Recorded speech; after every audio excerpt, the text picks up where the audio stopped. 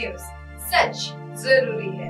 यह है MNS news network और आप देख रहे हैं MNS न्यूज टीवी। मैं हूं आपके साथ सोनल। तो आइए देखते हैं आज कुछ खास खबर। हिरोशिमा में पीएम मोदी ने किया बापू की प्रतिमा का अनावरण। जापानी प्रधानमंत्री किशिदा से भी की मुलाकात। पीएम नरेंद्र मोदी G7 के वार्षिक शिखर सम्मेलन में शामिल होने के लिए जापान पहुंचे हुए। इस दौरान पीएम मोदी ने जापान के हिरोशिमा में महात्मा गांधी की मूर्ति का अनावरण किया। यहाँ पीएम मोदी ने कहा कि पूज्य बापू की प्रतिमा अहिंसा और करुणा के विचारों को आगे ले जाने में प्रेरणा देने का काम करेगी।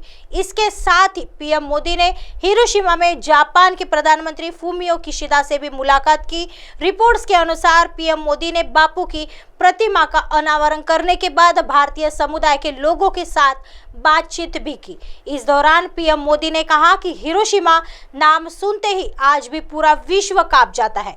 G7 समिट की इस यात्रा में मुझे सबसे पहले पूज्य महात्मा गांधी की मूर्ति के अनावरण का सौभाग्य प्राप्त हुआ। आज पूरी दुनिया जलवायु परिवर्तन और आतंकवाद की जंग से जूझ रहा है।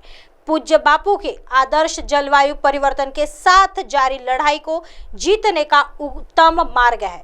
उनकी जीवन शैली प्रकृति के प्रति सम्मान, समन्वय और समर्पण का उत्तम उदाहरण रही है। प्रधानमंत्री मोदी ने आगे कहा कि बुद्ध और गांधी की भूमि जिसने दुनिया को शांति का संदेश दिया और जापान जो भगवान बुद्ध के विचारों से पल्लवित पोषित है, वहाँ पूज्य बापू की मूर्ति अहिंसा और करुणा के उन विचारों को आगे ले जाने में बहुत बड़ी प्रेरणा बनेगी।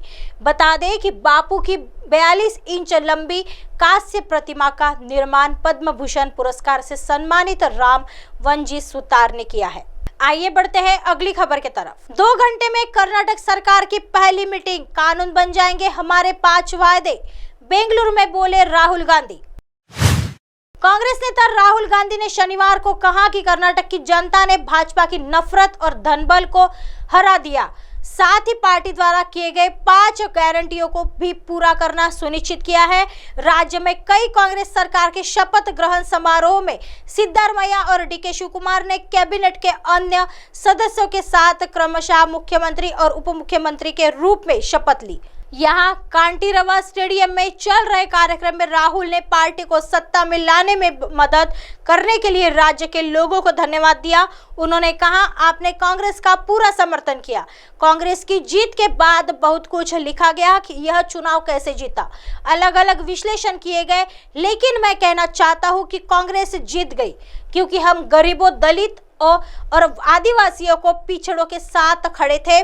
पार्टी के वरिष्ठ नेता ने कहा, हमारे पास सच्चाई थी, गरीब लोग हमारे साथ थे, भाजपा के पास पैसा, ताकत और सब कुछ था, लेकिन कर्नाटक के लोगों ने इसे हरा दिया। राहुल ने कहा, उन्होंने भाजपा के भ्रष्टाचार को भी हराया, उन्होंने नफरत को भी हराया, हमने नफरत को मिटा दिया और प्यार लाया।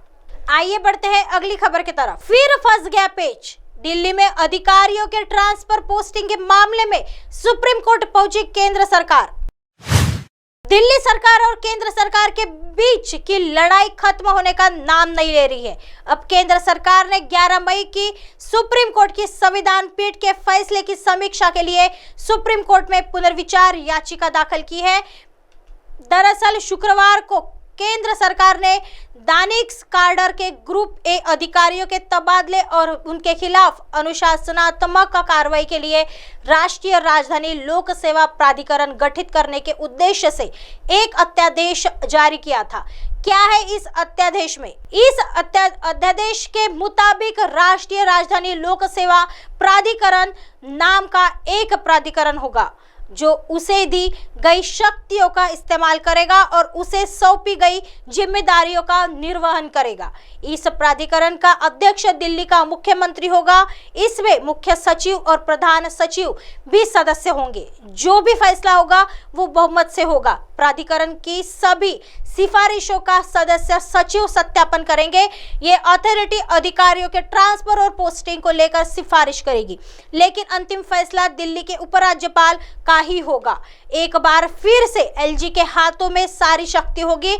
एलजी फाइल लौटाए या मंजूर करे ये उन पर निर्भर करेगा। इस अध्यादेश को आम आदमी पार्टी सुप्रीम कोर्ट की अवमानना बता रही है। इसे इस तरह से देखा जाए कि एक बार दिल्ली सरकार के हाथ से अधिकारियों की पोस्टिंग और ट्रांसफर का अधिकार छीन गया, यानी एक तरह से इस अध्यादेश के जरिए सुप्रीम कोर्ट के उस फैसले को पलट दिया गया जिसमें अधिकारियों के ट्रांसफर पोस्टिंग का अधिकार दिल्ली सरकार को दिया गया था। ऐसे ही दिन भर की तमाम बड़ी खबरों से आपको रूबरू कराएंगे। तब तक बने रहिए MNS न्यूज के साथ। नमस्कार।